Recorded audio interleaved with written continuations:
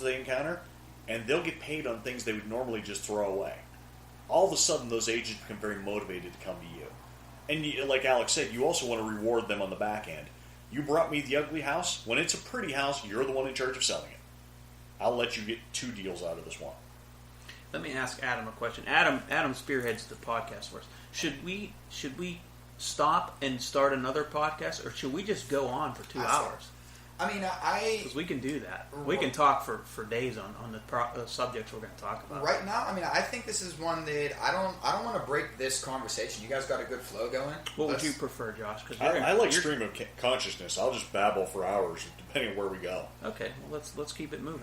So, the next question to you, Josh, is: real estate agents can also be property managers. You can sell cemetery plots. You have to have a real estate license to sell cemetery plots. I didn't know that one. Yeah. Okay. Really? Never been involved in one of those sales. I don't know if you're going to necessarily want to network with a cemetery plot agent, but maybe there's an angle there I'm missing. But why would you want to network with property managers? Property managers are fantastic. Well, A, because you're going to want them for your own properties. But secondly, because they know who wants to sell. A lot of times, property managers get dumped on. You'll have somebody who doesn't know what they're doing. They bought a property that they shouldn't have. Wait, say that again? The property managers get what? The property managers get dumped on.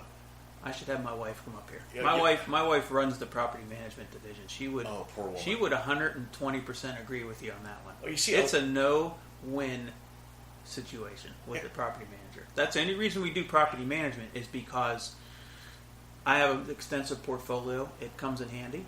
I have resources that come in handy for my own personal reasons. We do make a small profit on property management, but there's also a lot of sales that can come out of property management, which you just you hinted on. Yeah. We know when an owner wants to get out or trade up, and a lot of times we have a perfect match. So we can do a quick win-win-win for everybody, which is a beauty. And I'm sorry to interrupt, but I'll let you go on with why property managers are so important. Property managers get a lot of dysfunctional deals, and their job, they're paid to sort this out from the investor who didn't know what he was doing in the first place. And a lot of times those deals aren't fixable. I mean, they just bought something dead wrong, or they just don't have the stomach for being a real estate investor. And the property manager will be the first person who knows if that's going to go for sale. And if I can find something before it hits the market, I have a much better chance of negotiating a bargain than if everybody and their mother knows this thing's on the market.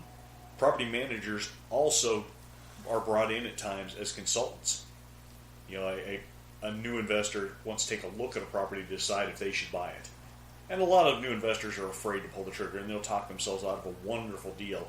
Even with that property manager standing there saying, yes, this is a home run. Yes, you want this. Yes, you should put an offer in right now. That is a great point. So what he's saying is, like, your real estate agent's working with you, help you find a place, right?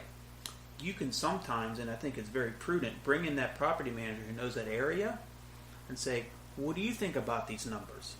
Because a lot of times the owners who are selling the property and their agent may not be giving you accurate numbers. They're giving you numbers, but they may not be accurate. Okay? Oh, very true.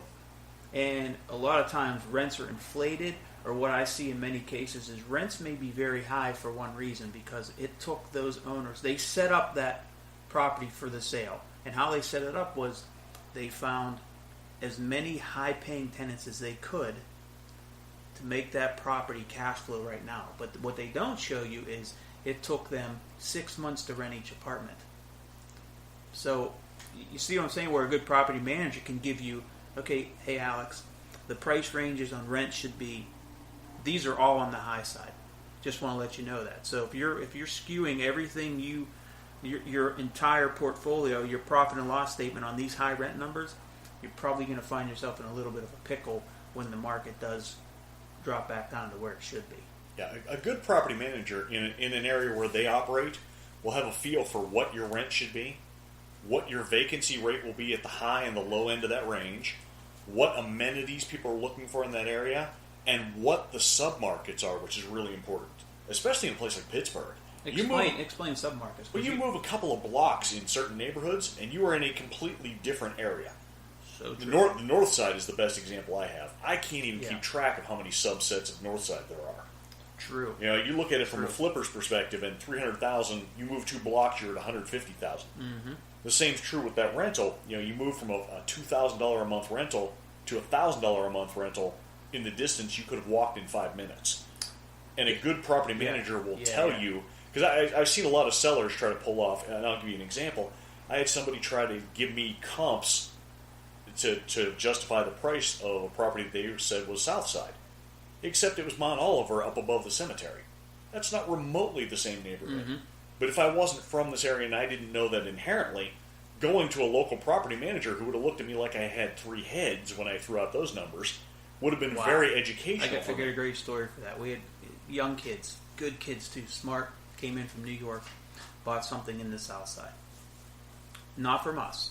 They came to us for management. When I saw what they bought, I did instruct them on the bad news. I'm pretty real with people.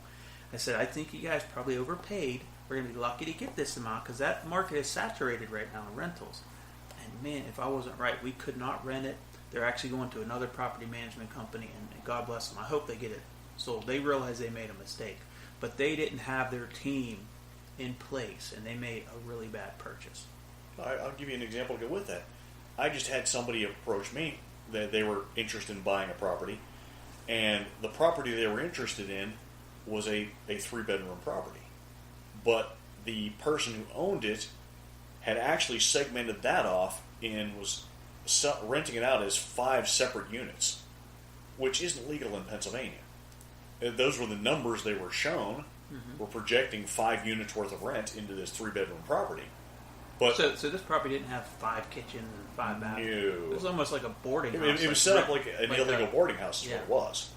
And they were using it for student housing, which is fine, right to the point where the code enforcer gets a hold of you. That fella in Oakland got fined, what was it, $100,000 for that? No kidding. For overloading the property? Because they'll actually crack down on that. And he was turned in by the post office. He didn't even have to upset anybody. The post office, Damn post office. showed the code enforcement people a picture of all the names on the mailbox. You don't want to piss off the postman, I'll tell you that. Actually, a great source of leads. Be very nice to the postman. Very true. Very true. They know when people are moving in and out. They know where mail's being forwarded. They know all sorts of things. But that subset that you brought up is so true. Like Squirrel Hill and Greenfield, they are both neighboring communities, both the same little school area, like school districts, Pittsburgh, but they have their own, I guess, primary school and all that stuff. It's very similar. It's in demand, for families. And there's a complete difference. If you're not within that shopping district where you can walk and get a coffee and go to the secondhand store and go up and down the strip, you are like night and day areas. Well, I'll give you Regent Square in Wilkinsburg. Oh yeah, I've seen a number of deals last year where they were dead smack Wilkinsburg, but they were claiming they were Regent Square. Yeah.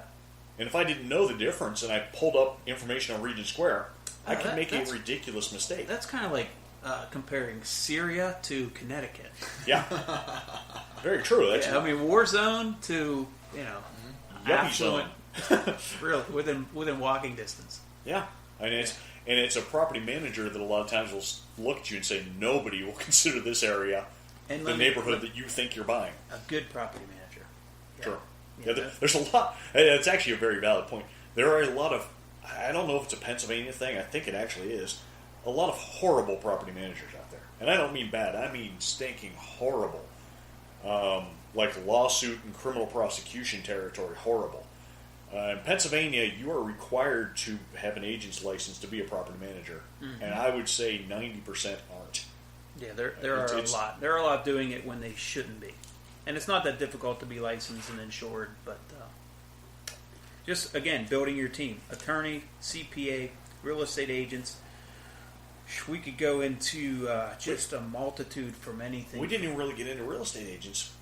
Our real estate agents are not created equal. Absolutely. There are lots of soccer moms out there who soccer dads who slap that title real estate agent on themselves, and they maybe sell one a year. Those people are not, in fact, real estate agents. They're dabblers. They're hobbyists. You want somebody who is truly a professional as your real estate agent. Somebody who understands the market. Somebody who can tell you if a market's heating up or cooling down. Somebody who understands just instinctively what days on market look like. Somebody who has enough experience where they can tell you what kind of features people are looking for, or in our world, tell you what features a house does or doesn't have. How about one that can look you straight in the eye and say, "You're an idiot." Yeah, honesty is a great one. You don't want the yes man real estate. One of my least favorite real estate companies, I won't name them for fear of being sued, likes to go really high on their estimates of what they'll sell for. And they do this just to get listings. And I suspect most of them know they're lying. Some of the newer ones probably don't. But they'll tell you anything. You're sitting on a $150,000 house. You tell them you want $200 out of it, they'll smile and tell you they'll get to you $220. There's no way in hell that's actually going to happen because the market dictates the price. Or you get lucky and find a random idiot, but you can't really count on that. It's not really a strategy. But you want somebody who will be honest with you. Mm-hmm. Yeah. Absolutely. 9 times out of 10, I'm right. Yeah. And just because, I do this every day, I'm going to know more than the average consumer. So 9 times out of 10, I'm right. But 9 times out of 10, the consumer always feels their property is worth more money. It's just human nature. True. Right? Yeah. That is one of the things that the traditional buyers and sellers can't really get their heads around, is that your emotional attachment to something does not mean it has value to anybody else. Yeah, zero value. That's why I love dealing with the investor, because they are more of a mind. They make more decisions with their mind versus with their heart, and they didn't raise their kids there and all that good stuff. We're math oriented. I'll sometimes walk into a property and say, "Wow, this thing's gorgeous," but I don't care until we've discussed what kind of deal we can make on it. This is pretty. Yeah, it's irrelevant. I don't care. I'm not going to make any money here, but this is really pretty. It's nice to see it. I'll take a picture of this, send it to my wife, and leave. Thanks. Anything you want to add as far as the real estate agents part of our team? Real estate agents, there's almost a transition between the young, inexperienced, and very enthusiastic, and the older, more established, very busy. Mm-hmm. You kind of want to find somebody who's in between those two spots. Right. Where they aren't too busy to talk to you, and they're still enthusiastic, but they know something. Mm-hmm. Young and ridiculously enthusiastic will occasionally stumble into something just through blind luck. And the really established agents, the ones that are, if you see their face everywhere in your neighborhood, they're probably too busy to care about you. You want to find somebody who's in between those two spots. Yeah, I'd have to agree with that. Or a team, which is what I have, where I'm available for really important decision makings. I'm not available to set you up on any sort of email blast. I'm not available to walk you through every part of the home buying process, but I am part of allowing my agents access to me when it comes to really important decisions. Is this worth buying? Is this actually a 3-bedroom, Alex? One of them is captive, or the third bedroom's an 8x7. That's really not a third bedroom. You kind of got to do an ARV, after repair value, of that third bedroom house as kind of a hybrid between a 2 and a 3 bedroom. Big difference. True, and there's no place that will teach you to do that. That's experience talking. Experience. And like you said, street to street can vary drastically. A good example that's just way out there, but it's a good example that helps you understand this, is in Pittsburgh, we all know Grandview Avenue. Grandview Avenue has a view of the city. That view is worth millions of dollars, hundreds of thousands of dollars. 2 blocks back, it could be worth absolute fraction of that. So and that's a quarter mile away to go to Allentown or Knoxville, you're in a war zone. Oh yeah, you're talking Kevlar and stuff. $20,000 houses instead of $1 million houses. But you can walk up to the overview and look at the city. You just have to make sure you don't get shot or mugged on the way out. If you look at the two differences, I live in Elliott, and Mount Washington is maybe a quarter mile, maybe down the street. I'm within walking distance of the West End Overlook, and then look at the property value difference between Mount Washington and between Elliott. Yeah, it's huge. So true. Yeah, and you have that West End Overlook that I always look at it like it's because the view up there is phenomenal. Yeah. But that area, it's just not coming around, and I don't know if it ever will, to be honest with you. Elliott brings me an idea, because that neighborhood, it reminds me of one of the things that you need a good agent for, is to tell me what the drivers are in a neighborhood to moving it up or down. Elliott has that police station coming in, which is helping to make Elliott